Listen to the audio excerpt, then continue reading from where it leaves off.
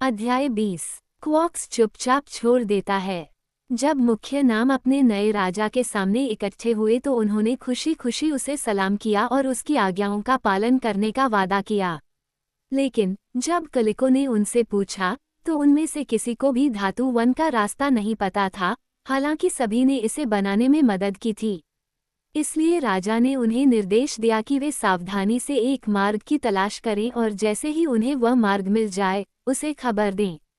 इस बीच क्वॉक्स चट्टानी गलियारे से बाहर निकलने में कामयाब हो गया था और इसलिए खुली हवा और पहाड़ की ढलान पर अपने पुराने स्थान को फिर से हासिल कर लिया था और वहां वह अगले दिन तक चट्टानों पर गहरी नींद में लेटा रहा।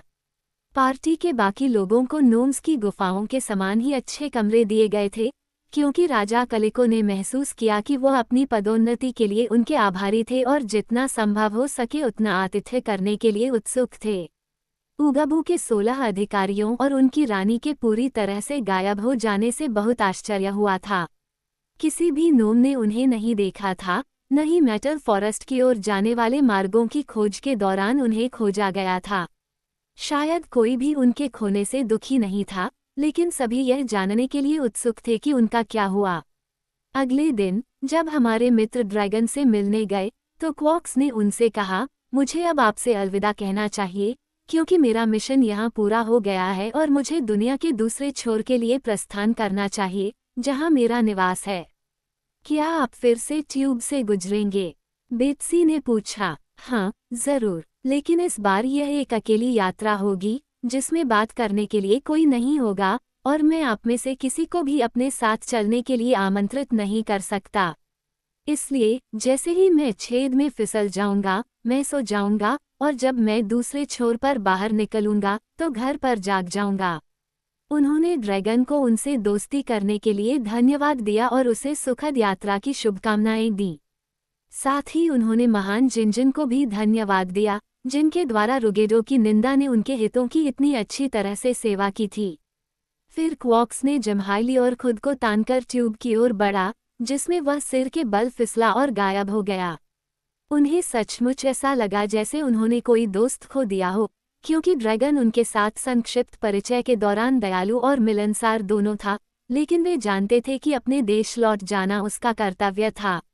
इसलिए वे जंगल की ओर जाने वाले छिपे हुए रास्तों की खोज को फिर से शुरू करने के लिए गुफाओं में वापस चले गए, लेकिन 3 दिनों तक उन्हें खोजने के सभी प्रयास व्यर्थ साबित हुए।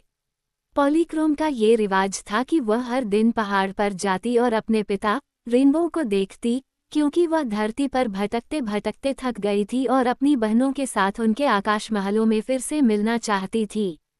और तीसरे दिन जब वह एक चट्टान पर स्थिर बैठी थी तो उसने किसको चुपके से पहाड़ पर चढ़ते देखा, सिवाय रगगेडो के।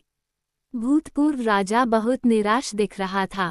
उसके कपड़े गंदे और फटे हुए थे और उसके पैरों में चप्पल या सिर पर टोपी नहीं थी। भागते समय उसने अपना मुकुट और राजदंड पीछे छोड़ दिया था, इसलिए अब वह बूढ़ा राजा नहीं बल्कि एक भिखारी जैसा लग रहा था। रुगगेडो कई बार गुफाओं के मुहाने तक गया था, लेकिन पाया कि 6 अंडे अभी भी पहरे पर हैं।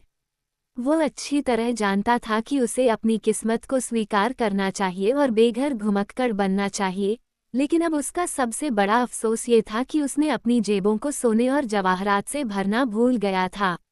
वह जानता था कि एक घुमक्कड़ जिसके पास धन है वह एक कंगाल से कहीं बेहतर होगा, इसलिए वह अभी भी उन गुफाओं के आसपास घूमता रहता था जहां उसे पता था कि बहुत सारा खजाना जमा है, अपनी जेबें भरने के मौके की उम्मीद में। इस तरह उसे मेटल फॉरेस्ट की याद आ गई।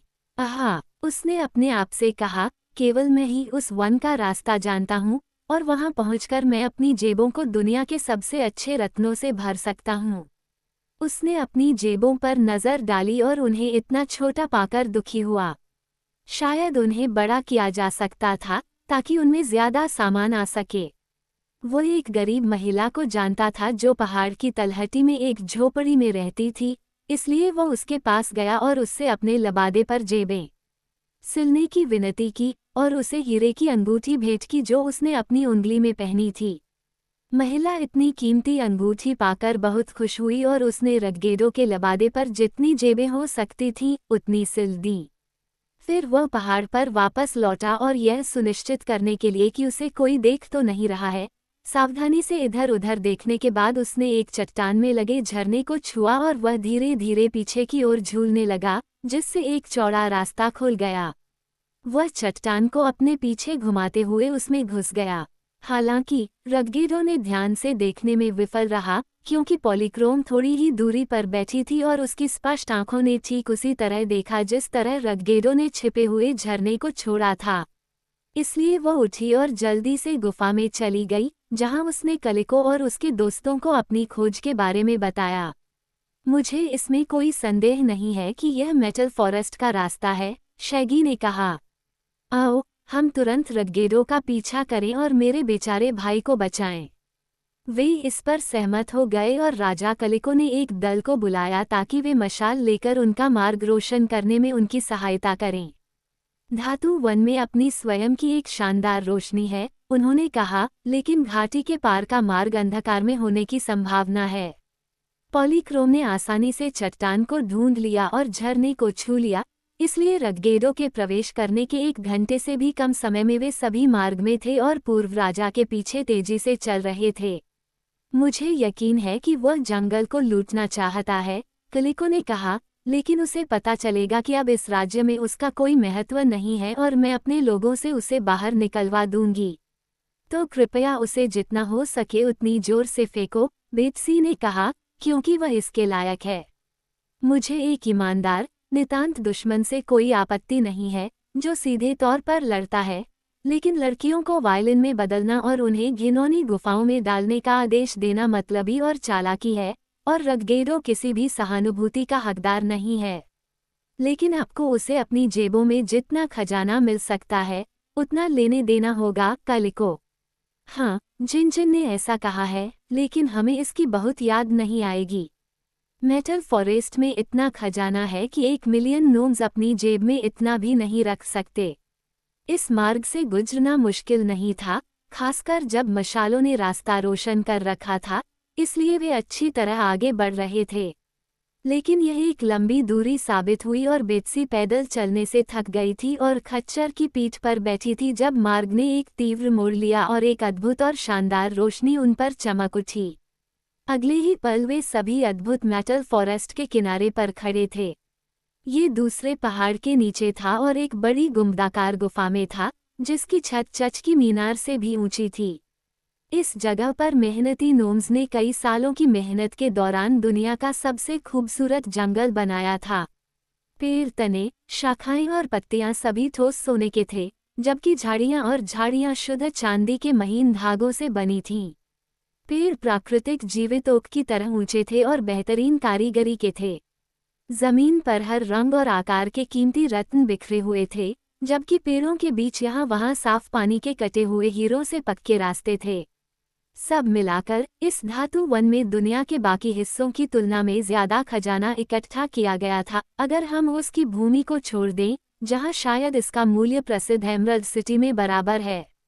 हमारे दोस्त इस दृश्य को देखकर इतने आश्चर्यचकित हुए कि कुछ देर तक वे चुपचाप आश्चर्य से देखते रहे।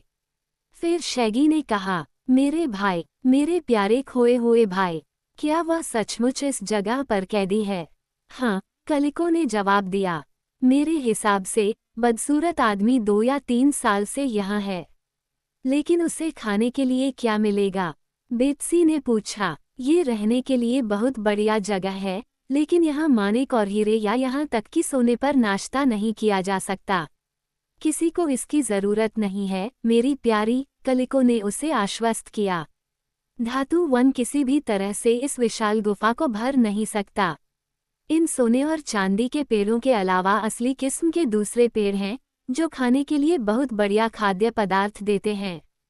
चलो उस दिशा में चलते हैं, क्योंकि मुझे पूरा यकीन है कि हम शैगी के भाई को गुफा के उस हिस्से में पाएंगे, न कि इस हिस्से में।